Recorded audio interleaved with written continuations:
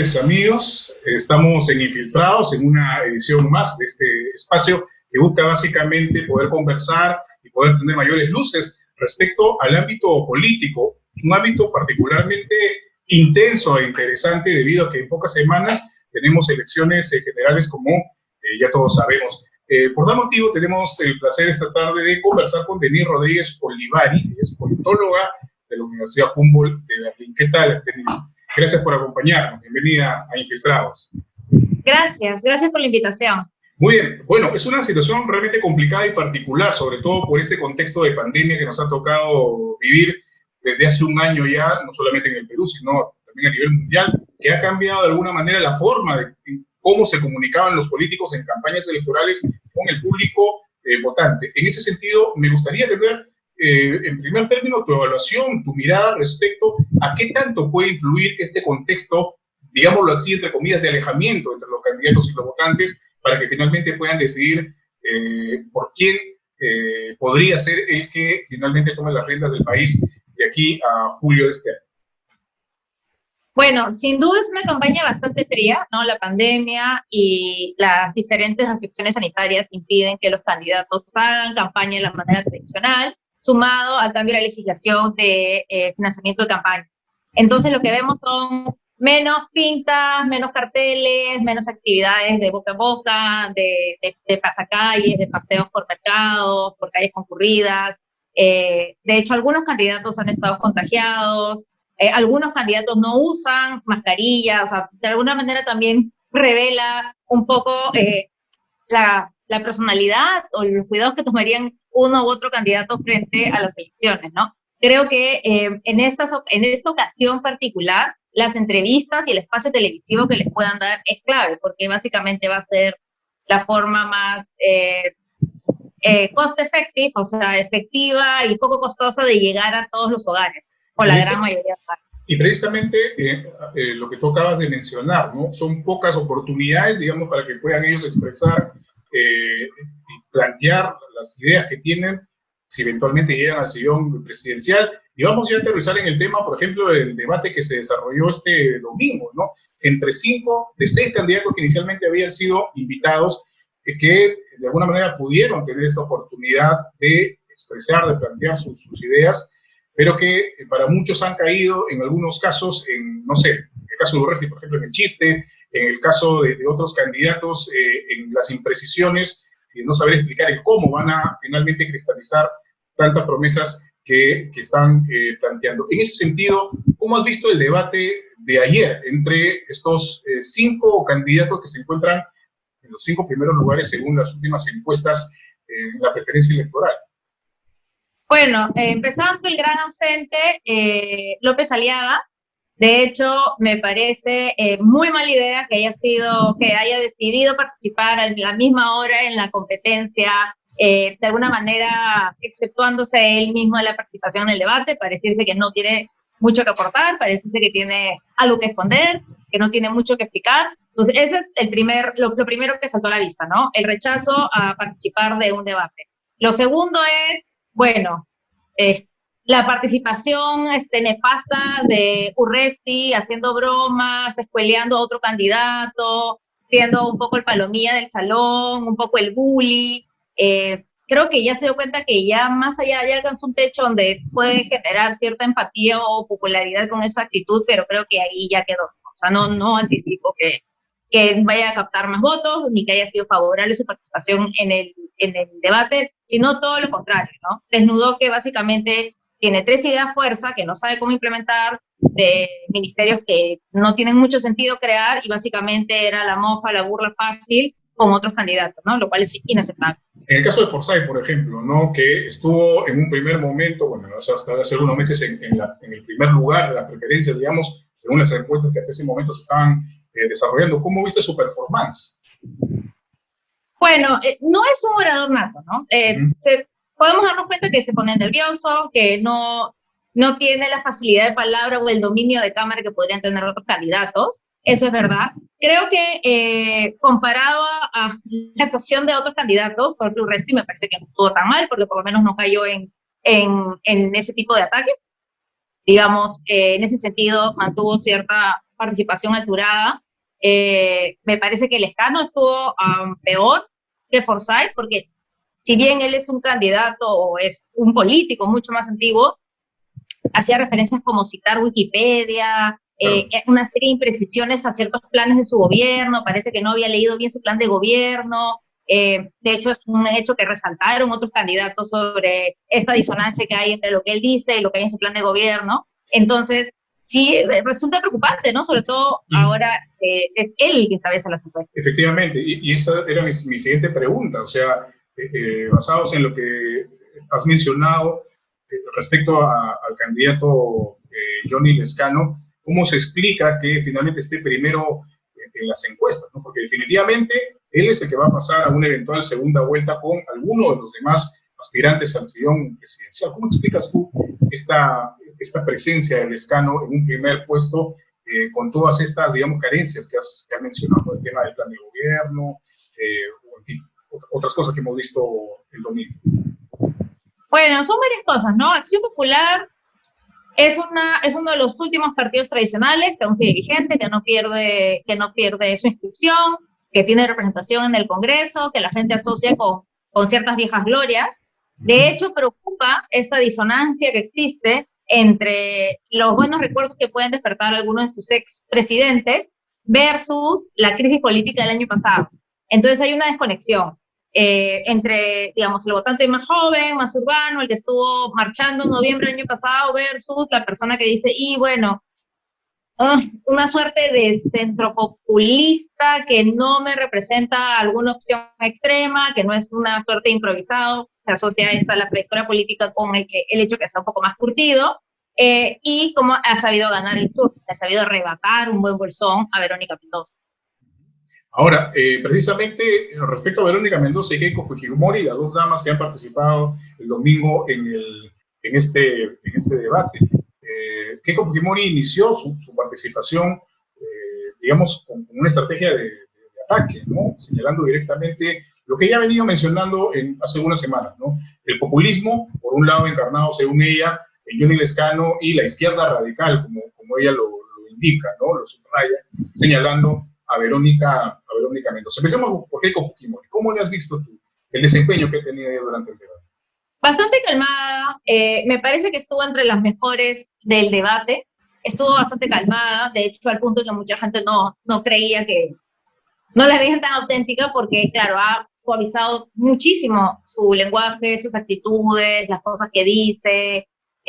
Bueno, más o menos la Keiko de Harvard hace 5 años atrás, ¿no? Que también llamaba la atención. Entonces, digamos, ha suavizado, la gente yo creo que también lo ha visto, es como, ok, participa, es un buen personaje en un debate, claro, no ha caído en lugares comunes como Urresti, ¿no? Metiendo chacote y burlándose. Entonces yo creo que entre Verónica Mendoza y Keiko Fujimori tuvieron las mejores participaciones en el debate. Y en el caso de Verónica Mendoza, precisamente, ¿qué cosas podrías señalar respecto a su presentación?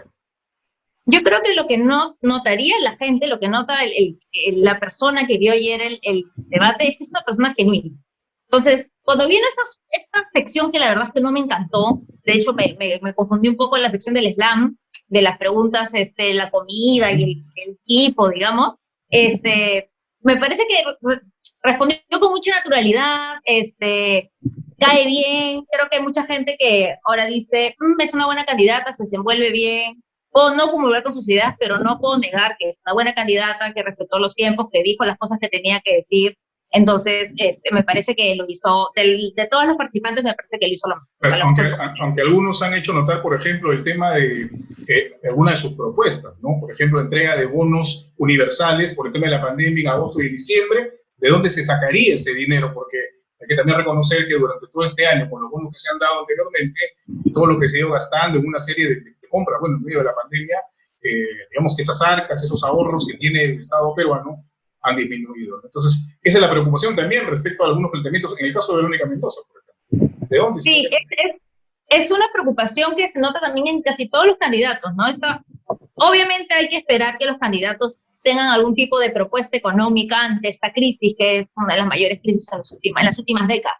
Entonces, el cómo es lo que queda un poco suelto, ¿no? En Verónica Mendoza y en varios candidatos. Ha sido la constante, ¿no? ¿crees tú? Que no se ha sabido profundizar. Ha sido la constante, digamos, que no se ha podido explicar debidamente el cómo se van a hacer, cómo se van a cristalizar algunas propuestas. Pocos candidatos son los que te dejan tranquilo con el cómo al momento de sacar el dinero, ¿no? Ampliar la base fiscal o dar los bonos, endeudarse más. Entonces, ahí yo creo que tienen que afinar mucho más porque la gente ahora dice, ok, ya, y no es la única candidata a la que se le pregunta cómo, ¿no? Pero al final ya sabemos que hacia 2 semanas antes se van a comenzar a perfilar por quién se va a votar, ¿no? El famoso mal menor. Depende quién pase primero, luego quién está entre el segundo y el tercer puesto, y así vamos a tener la foto del final. Claro, y hablando precisamente de eso, Rafael López Aliaga, si bien es cierto, no participó, se autoexcluyó, como lo has mencionado al inicio de este debate en el que iban a participar inicialmente los 6 primeros puestos, candidatos que aparecían en las últimas encuestas. Es innegable, pues, que tiene un segundo lugar, que ha ido poco a poco en aumento. Si bien es cierto, está relativamente alejado del primer lugar en las preferencias, como es Johnny Lescano, es innegable también que en las últimas semanas, en los últimos 2 meses, ha habido ahí ha ido escalando posiciones frente a los demás. Si tomamos en cuenta también el tema del margen de error, están por ahí, hay un empate técnico, digamos, entre el segundo y los demás candidatos, pero digamos, la figura de López Aliaga en particular, ¿cómo lo ves tú? ¿Tiene posibilidades, crees tú, de pasar una segunda vuelta?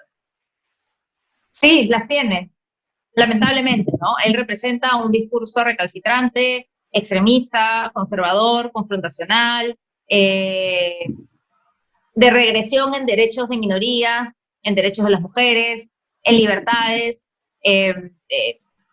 Tranquilamente podríamos ver a Perú como una suerte de secuela de lo que pasa en Brasil, cómo Bolsonaro logró confluir el voto de distintos grupos, en ese caso ganado, armas y anticorrupción, y se convierte en este gobernante pues bastante controversial, ¿no? No, pero digamos que esto no es gratis, ¿no? Porque si es que no hubiera un bolsón de población, un sector de la población que pensara como López Aliaga, probablemente pasaría como un candidato más o muy bajo en las encuestas. O sea, hay un sector de la población, aparentemente por los resultados, se inclina por esas que no se ve representado, ¿no?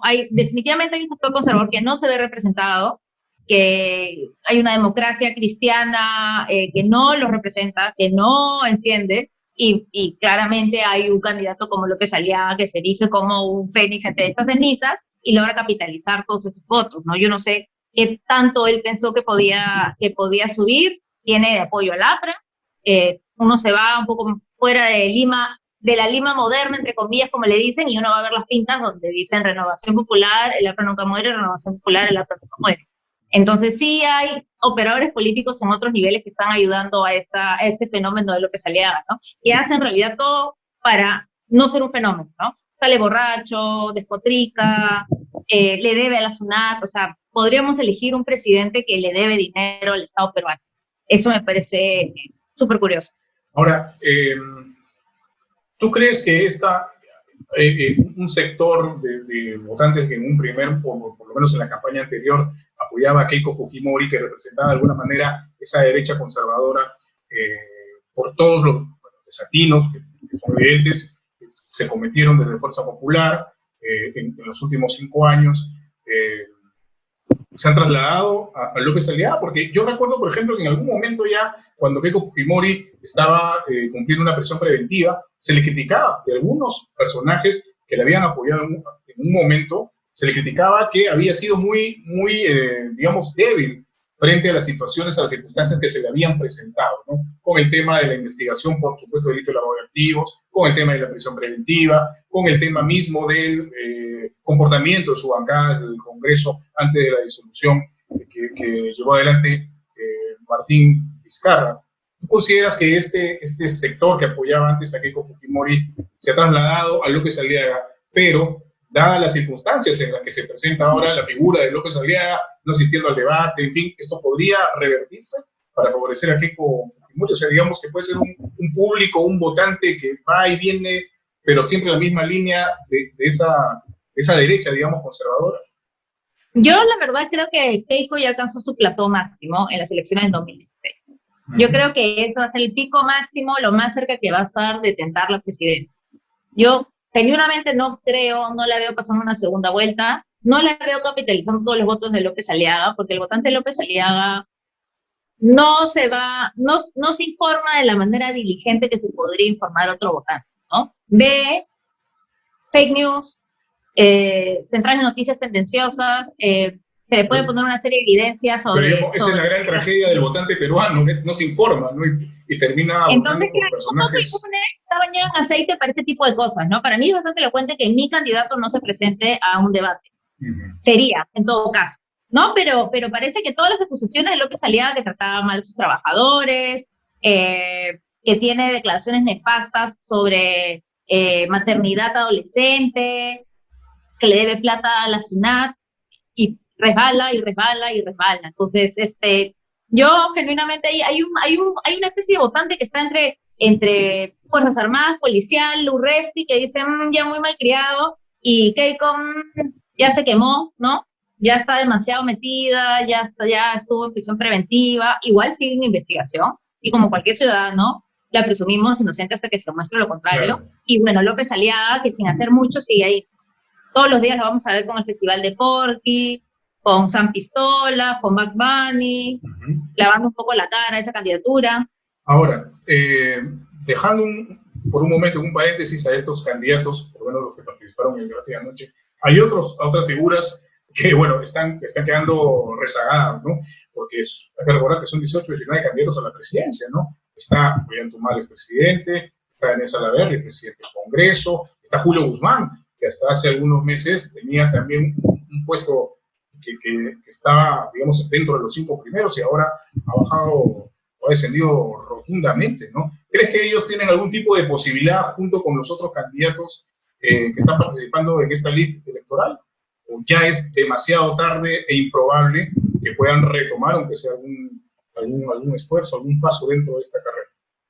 He visto que en redes sociales ha estado circulando este recordaris en los 90, que decían, un mes antes de las elecciones, Fujimori no existía en las encuestas, y luego ganó la presidencia. Yo no creo que no podamos extrapolar ese ejemplo a nuestra época. Uno, porque no habían tantos candidatos pegados en el segundo lugar. Ahorita tenemos, no creo que suba un Guzmán, porque ahorita tenemos 4 opciones mucho más arriba y que están virtualmente emparejadas. Entonces, yo la verdad creo que ya el trabajo que no se hizo meses atrás, bien difícil remontarlo ahorita. Lo que podría pasar y suele pasar en Perú, en 2 semanas antes, alguien filtra algún destape que hace que alguno se caiga y uno levanta, ¿no? Normalmente eran algunos partidos que tenían, digamos, estas tácticas especiales para sacar estos videos un poco trasnochados y que siempre pegaban bien. Pero ahora no veo, a menos que ocurra algo así, creo que la tendencia puede seguir, ¿no? Ahora, yendo al ámbito del Congreso de la República, que ha sido escenario en estos 4 o 5 años de una serie de acontecimientos y de situaciones que también han coadyuvado esta crisis política en la que hemos atravesado todos los peruanos, ¿no? El panorama tampoco se ve muy alentador, tomando en cuenta las últimas encuestas, ¿no? Un Congreso atomizado, con muchos partidos. ¿Tú cómo lo ves? ¿Crees que se va a poder llegar a un consenso político de partidos, de bancadas, para por lo menos empezar un bicentenario con un aire de mayor tranquilidad, digamos, de mayor equilibrio? ¿O piensas que en definitiva esto es más bien el inicio de otra marejada política, institucional en nuestro país? Bueno, me gustaría pensar que se va a trabajar en consenso y concertación, pero lamentablemente creo que al estar pegados y estar pendientes de las encuestas presidenciales nos estamos olvidando que quiénes son los que están rankeando entre las bancadas más numerosas. Va a ser un Congreso conservador. Vamos a tener Fuerza Popular, vamos a tener Renovación Popular, vamos a tener a una Acción Popular que, bueno, Johnny Lescano es bastante conservador, digamos. También su bancada, también le esperamos que sea igual de conservadora, versus una bancada morada, una bancada de Juntos por el Perú, Yo la verdad sí creo que van a haber dos bloques y eso va a implicar mucho trabajo, concertación, incluso regresión en algunas ciertas batallas ganadas, ¿no? Ujú. O sea, hay ciertas cosas que están en debate aún, ¿no? Matrimonio igualitario, ¿cómo va a ser, cómo va a jugar esa carta en un congreso así, por ejemplo? Probablemente, o sea, según tu visión, eh, digamos, estos planteamientos de reformas en cuanto a derechos civiles que se han emprendido, que se han ido impulsando, o por lo menos se han visibilizado en los últimos años, van a quedar relegadas. Por lo Sí. menos desde tu perspectiva en cuanto a lo que se está viendo en preferencias en bancadas en el Congreso de la República. Sí, sí, definitivamente, ¿no? Yo lamentablemente anticipo una regresión de ese estilo. Uh -huh. Creo que la gente no se está poniendo a pensar quiénes van a ser las bancadas. El voto cruzado tampoco es, el volumen del voto cruzado en Perú tampoco es tan grande, entonces puede decir, ya, yo voto Renovación Popular, entonces, idem con el Congreso, ¿no? Igual, congresistas que ni siquiera viven en sus circunscripciones. Claro, uno podría decir que el tema del voto cruzado, si ya de por sí el votante peruano, digamos, no es muy pulcro, digamos, en buscar planes de gobierno, buscar los candidatos, en fin, y vota, digamos, vía presidente, y lo que venga con la cola del candidato al presidente. Y lo que venga con la cola del Parlamento andino. El voto cruzado podría ser una cuestión más complicada, entre comillas, pero hablando de eso, yo recuerdo, por ejemplo, en la campaña por la revocatoria de Susana Villarán, ¿no? Hubo un voto cruzado en ese sentido, ¿no? Finalmente se votó porque Villarán se fuera, pero se mantuvo a los regidores del propio consejo, ¿no? Entonces, podría haber esta situación también de que se pueda dar desde el votante esta opción de que se elija un candidato, pero finalmente se puede llegar a este voto cruzado que permita ese equilibrio en el Congreso de la República. Pero acuérdate quién estaba detrás de esa campaña. Esa campaña costó dinero, hubo una estrategia. Sí, se logró algo un poco impensable para el votante peruano, que no se da el lujo de leer. Pregúntale a la gente qué números van a votar y por qué partido, y grillos, claro. Nadie va a saber. Exacto. No sé qué tanto, ¿no? El votante promedio no sé qué tanto trabajo se va a dar de buscar qué candidatos, qué partidos, este partido no. ¿Cuántas veces vemos que votan por el congresista de un partido A y de luego un partido B? Entonces, bueno, y el factor ausentismo, ¿no? Yo no descarto que el factor ausentismo va a jugar un rol. Ahora, yendo al tema de las relaciones Congreso-Ejecutivo, en estos últimos 5 años hemos escuchado no sé cuántas veces cuestión de confianza, censuras, interpelaciones, vacancia, en fin, infinidad de veces, sobre todo en los últimos 3 años, por lo menos, estos términos estaban ahí en la Constitución, pero que poquísimas o casi nunca se habían tocado o tomado. En estos últimos tiempos, en realidad, se han convertido como moneda corriente. ¿Qué peligro existe frente a esta caja de Pandora que finalmente se abrió, ¿no? En torno a la vacancia y a la cuestión, o al voto de censura, a la cuestión de confianza, que por ejemplo son herramientas que muchos dicen, ¿no? Eran como unas bombas atómicas que solamente se activaban en un momento crítico, pero que ahora lamentablemente se han vuelto una cuestión cotidiana. ¿Cómo ves tú esto? No, sin duda ya, como dices, ¿no? Se abrió una caja de Pandora para utilizar, para hacer de uso corriente prerrogativas constitucionales que estaban ahí para hacer la última ratio de aplicación y que de hecho no estaba reglamentado cuál iba a ser su uso, ¿no? Nos tomó una crisis política entender que necesitamos repensar y reformular esa causal en la Constitución. Yo sé que a todo el mundo le asusta pensar en reformar la Constitución, pero ese artículo en particular lo tenemos que reformular. No podemos permitir que se utilice como una herramienta de decisión política del legislativo al ejecutivo. Bueno, el Tribunal Constitucional perdió una oportunidad de, digamos, aclarar la situación, por lo menos en el tema de la permanente incapacidad moral, uno de los conceptos que empujan finalmente el tema de la vacancia presidencial.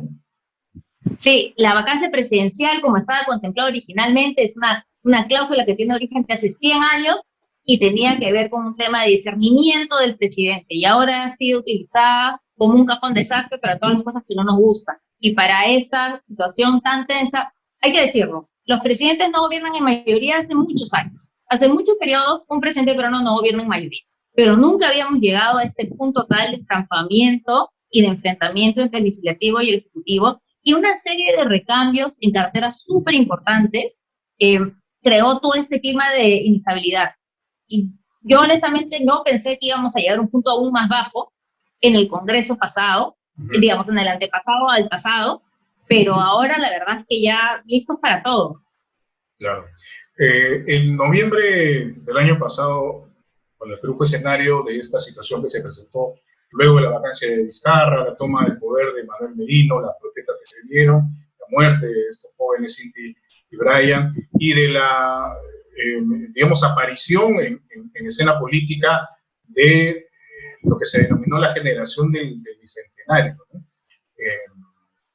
Muchos decían que no se entendía exactamente cómo había surgido esto, la ebullición misma del movimiento, porque la brecha generacional no permitía entender a ciencia cierta bien cómo se manejaba esto. Pero sin embargo, pareciera que esto quedó en un episodio, en ese momento, porque aparentemente no hay muchas más voces, por lo menos jóvenes, que puedan dar algún atisbo de presencia realmente de ese bloque, de ese segmento de la población frente a lo que van a ser las elecciones y a la elección de nuevas autoridades en nuestro país, el presidente y el Congreso de la República, por ejemplo. ¿Cómo ves tú no sé si llamarlo movimiento exactamente, de la generación del Bicentenario, y qué posibilidades puede tener para de alguna manera encauzar lo que estamos viviendo en este momento frente a las elecciones?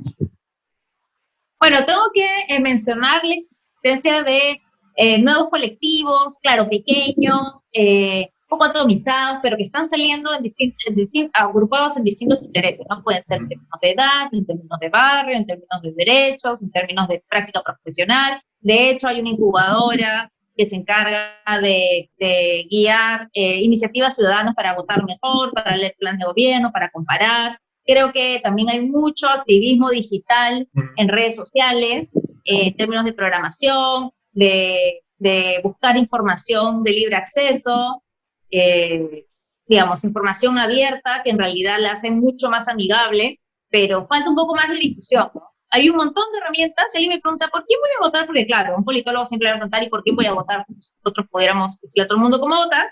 Y yo lo que hago es difundo esta serie de herramientas para que se sitúen de alguna manera en las cosas que buscan en un candidato, las que yo buscaría, y que definan su voto. Las hay.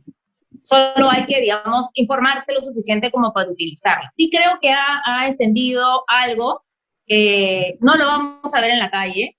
De hecho, con VacunaGate hay que ver el lado de la pandemia, también nos ha agotado. Vamos un año en esto, se sigue muriendo la gente, seguimos peleando por oxígeno. El VacunaGate tampoco tuvo mayor repercusión en la calle, digamos. Llegamos Exacto, a un punto ¿no? Porque la situación misma es indignante, ¿no? Y esa indignación es un punto importante de lo que dices. No se ha trasladado a la calle como fue lo ocurrido en noviembre del año pasado. Hay que reconocer que la gente ya está agotada, ¿no? O sea, es una raya más al tigre. Ahora no solamente es un tema político que pasa en el hemiciclo, sino es un tema ya del vida o muerte, ¿no? ¿Cuántos doctores, enfermeras, personal expuesto a enfermos de COVID han muerto innecesariamente y pudieron haber sido vacunados? Y hasta ahora no tenemos ninguna sanción. Exacto. La gente de la Cancillería sigue ahí, Jarama sigue ahí, Pilar Macetti recién está declarando que sí, ya se vacunó. ¿Dónde están? Hay una situación ahí que de pronto de resignación, ¿crees tú, de la gente, ¿no? Ya bueno, las cosas son así, no van a cambiar. Y bueno, ¿no? Ya se vacunaron y vamos a ver qué pasa hacia adelante. ¿Tú crees que hay eso? ¿Resignación frente a esta situación que tiene que ver también con la cuestión ética, moral? Claro. Propia civilidad, ¿no? ¿Cómo lo ves? Yo sí quiero resaltar que el escándalo de la VacunaGate nos sirva para entender que no todo lo que no está prohibido por ley está bien. Porque claro, hay distintas responsabilidades en términos penales y en términos morales de las personas involucradas en el VacunaGate. No todo el mundo tiene una responsabilidad penal, porque claro, hay 4 tipos penales que puedo reconocer, digamos, entre las personas que han estado en negociación incompatible, que han estado en cohecho, digamos. Ahí por un lado están algunos, la minoría, pero por otro lado hay gente que aceptó una vacuna que sabía que era de uso no solo exclusivo, sino bastante limitado a nivel mundial, bajo qué premisas se saltan la cola, con qué cara le pedimos a los peruanos que respeten la cola, que paguen sus multas, que no ofrezcan una coima si yo me salto la cola cuando me conviene. Claro. Entonces sí creo que tiene que ser una oportunidad para reflexionar lo que es moral, de lo que es ilegal, de lo que es corrupción. Uh-huh. A propósito del Vacunagate, uno de los principales personajes de este episodio penoso, por decirlo menos, vergonzante en nuestra historia reciente, es la figura de Martín Vizcarra, expresidente, que, levantó como una de sus banderas de lucha contra la corrupción y en fin, ¿no? Sin embargo, ahora se ve envuelto en una investigación ya preliminar por supuestos delitos de corrupción. Esto sumado al tema de su vacunación ilegal. ¿Tú cómo ves la figura de Vizcarra en ese sentido? ¿Él tiene posibilidades reales de llegar al Congreso de la República? O sea, antes del Vacunagate, si bien es cierto, había todas estas sombras sobre él respecto a temas de corrupción, la gente todavía lo seguía respaldando, pero esto ya, traspasa la línea solamente del funcionario y se va al tema ético, moral, como hemos estado señalando, ¿no? Incluso al tema, por así decirlo, el concepto de la traición. Te han vacunado antes que yo. Entonces, ¿tú cómo ves la figura de Vizcarra frente a estas elecciones? ¿Tiene posibilidades? ¿O sus posibilidades han disminuido, se han desinflado? ¿Cómo lo ves? Bueno, lo de Vizcarra es bien complicado porque, por un lado, si el presidente de la República se hubiera vacunado de manera pública, no hubiera sido como un mayor escándalo. Simplemente era un tema de yo me la pongo, no hace daño, es una vacunación simbólica, o la ministra de Salud. Pero toda esta laraca de que se van a vacunar al final y vacuno a mi esposa y qué sé yo, eso es lo que de alguna manera nos deja un sinsabor, ¿no? Es terrible, o sea, por ejemplo, el presidente alemán, la canciller de Alemania no se vacuna aún, a pesar que probablemente por edad ya debería. Entonces, ¿pero tú crees que esto realmente puede afectar políticamente a Vizcarra frente a las elecciones? ¿O no? O sea, sí, pero creo que aún pese a eso, porque claro, estamos en un ambiente donde todo el mundo es corrupto, todo el mundo ha sido acusado de corrupción, entonces en un ambiente donde todos son corruptos, en realidad ya no te pega, no te afecta tanto el sticker de corrupto, porque si todo el mundo lo tiene, por lo menos soy un corrupto que hizo obra. Él tuvo la oportunidad de luchar contra la corrupción en un momento, de hacer ciertas cosas, de empezar el manejo de la pandemia, y bueno, ya es igual de corrupto que Keiko, es igual de corrupto que Humala y todas las otras personas que pueden estar involucradas en el caso de Lavallato en el Club de la Construcción. Entonces, hasta el momento él está investigado, tiene comparecencia, de hecho, a nivel simbólico, a pesar de que no tenga ningún tipo de diferencia a nivel legal de la situación de Humala, Keiko o Vizcarra, para muchos es, ves, él sí no fue a la cárcel, a diferencia de Keiko. Claro, para el común de las personas que no están tan empapadas en términos de procesal penal, ¿no? Que significa que simplemente no se constituían todos los supuestos para que él represente una fuga. Entonces, por eso es que no fue a la cárcel, no necesariamente que sea menos culpable que otra persona investigada.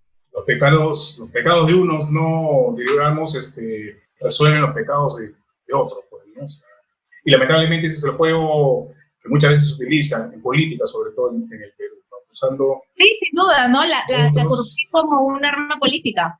Uh-huh.